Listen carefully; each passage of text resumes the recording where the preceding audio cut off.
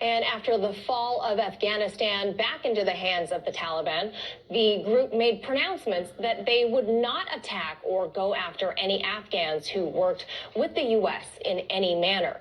Today, we're learning that some 100 Afghan police officers have been killed by the de facto leaders of the country. So joining us for more on this is Hamza Azhar Salam, our friend. He's the editor of the Pakistan Daily. He's been following the events in Afghanistan closely. So Hamza, Human Rights Watch has released the report that documents the killings or disappearances of at least 47 former Afghan security personnel. Given that the Taliban had announced a general amnesty, why do you think such cases of targeted violence are being witnessed in Afghanistan after this takeover? Well, it's a damning report by Human Rights Watch that exposes how the general amnesty announced by the senior Taliban leadership has not been implemented by the junior cadres. And after the takeover, we saw Maulvi Yaqub, who's the son of Mullah Umar, who's now the defense minister. Even he asked Taliban fighters not to conduct such extrajudicial killings, but it seems that the lower tiers are not under the control of the senior Taliban leadership. And we've also seen inaction by the Taliban leadership, which perhaps emboldens the foot soldiers to conduct such operations and night raids, which results in the killings of ex-Afghan army soldiers and police officers. And we've also seen that the lower cadres are more extreme in their interpretation of religion, and they have a feeling of revenge which they want to extract on their former enemies, because we have to understand that the Taliban have also lost a lot of fighters, which is why now that they're in power and their enemies are at their disposal, it seems that now they are taking revenge. Yeah. And I'll also like to add that in some cases we've seen personal and tribal animosities playing out. So yes, these are some of the reasons why these killings are taking place. Wow. Now, Hamza, the Taliban have also promised that girls over the age of 12 will be allowed back into school by March of the new year. Do you think the Taliban will actually fulfill that promise? Well, it's difficult to say because so far girls above the age of 12 are not going to school, and it was expected that they would go to school by the end of 2021.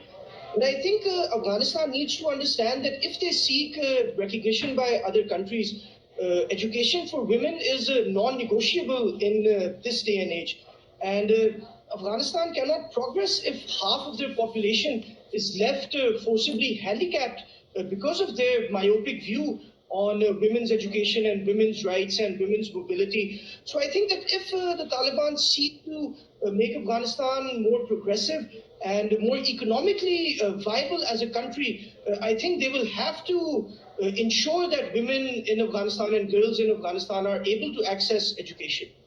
Now, what can the international community, including the U.S. and Afghanistan's neighbors, do to ensure that the Taliban don't or at least stop impeding on fundamental human rights? Well, I think that recognition of the new regime in Afghanistan, of the Islamic Emirate of Afghanistan, should be based on human rights, and it should include guarantees that the Taliban will respect fundamental human rights and ensure education for women. But I also think financial incentives can be used. And I remember we had this conversation earlier because money makes the world go round. And Afghanistan is going through severe inflation. Their economy is in tatters. So I think the world can use aid as well as favorable trade agreements to ensure that the Taliban don't impede on fundamental human rights. Yeah, certainly right now they're relying, as far as the food insecurity goes, relying heavily on non-governmental agencies to help across the country. And lastly, Hamza, real quickly, how has life changed in Afghanistan for journalists as well as, the professional class now that the Taliban has taken over? Well, most of the English-speaking elite who could leave Afghanistan have left Afghanistan. And many of the journalists who were previously based in Afghanistan have also left the country. So, I think the situation is getting worse. And I was speaking to a friend of mine, Shazeb Wala. He's a journalist, and he's in Kabul right now. And he was sitting in a cafe which was frequented by the elite of Kabul. And he said that the cafe was empty now, which used to be full before. And also, women in particular who used to work in offices are facing huge impediments to their work. There's been segregation in many workplaces. And in some instances, we've seen officials from the Ministry of Labor demanding permissions. And, they want to check whether the segregation being done appropriately. So I think life for journalists and professionals has become much more tougher after the Taliban takeover.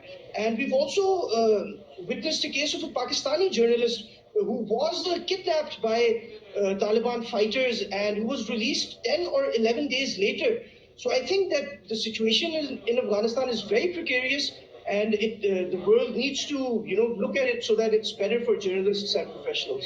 Absolutely. It sounds like they're being isolated now, that nobody is on the inside available to share with us what's happening on the ground. Things have certainly not returned to normal. Hamza Azhar Salam, our friend, thank you so much for giving us this update. Thank you for having me, Manila.